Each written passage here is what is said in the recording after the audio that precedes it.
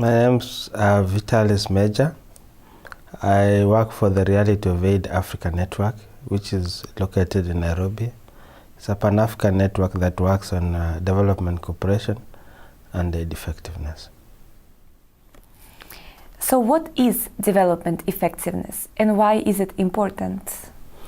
Development effectiveness moves beyond just looking at the issue of development cooperation. It's about putting people at the center of development planning. It's about working with them in the development planning, but also having them share just beyond the plans, but also the impact or the outputs that arise from that kind of development.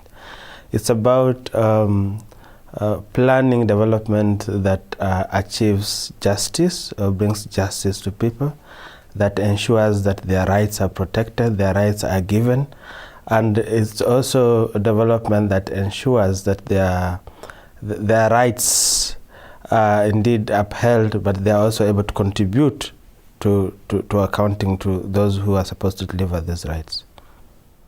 So what concrete difference could more effective development make in your region for the people?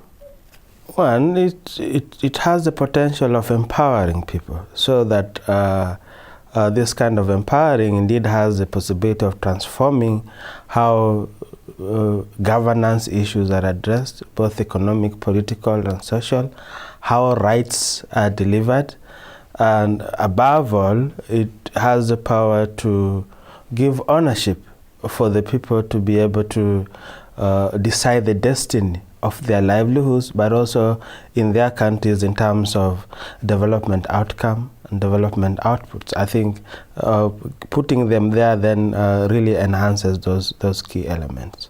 And in the life of people, let's say in Kenya, more effective development would translate into what?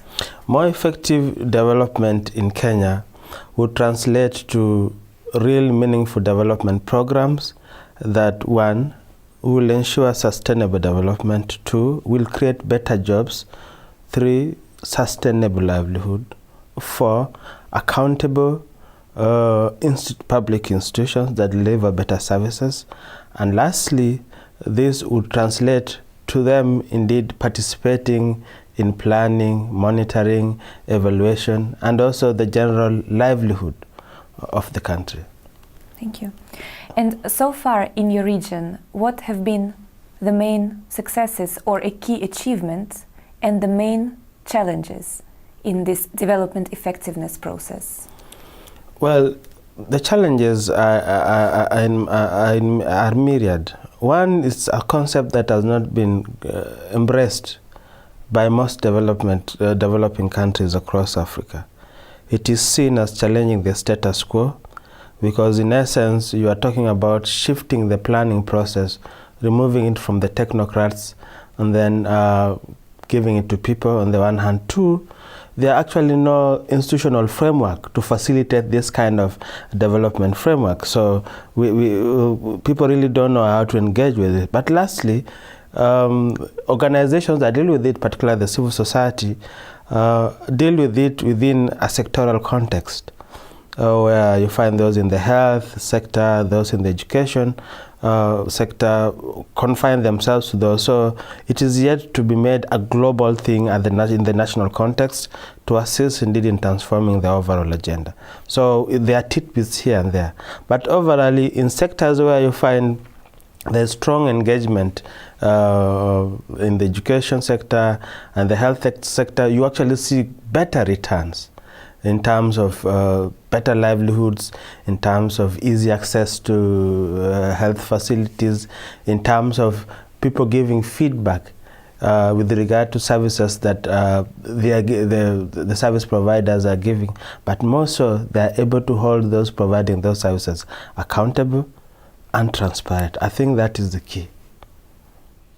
So what is the one thing that we as development actors must achieve in Busan? We must embrace the concept of development effectiveness. It is not sufficient for us to be pumping in money funds, resources, technical expertise without measuring the results, without being able to show what impact we are making. I think getting people involved in the process within the framework of development effectiveness would ensure that indeed we are able to measure the results, because people will have known or be able to give feedback with regard whether we are making changes or not. And in as far as we still continue using the current mechanical frameworks to deliver aid or to deliver resources to the masses, the general public, it's going to be very difficult for us to have a meaningful change if we don't change the attitude of the people, the mindset, if we don't change the institutional framework and overall monitoring and evaluation, if we don't put people at the center of all these processes, we don't see a possibility of having a major change.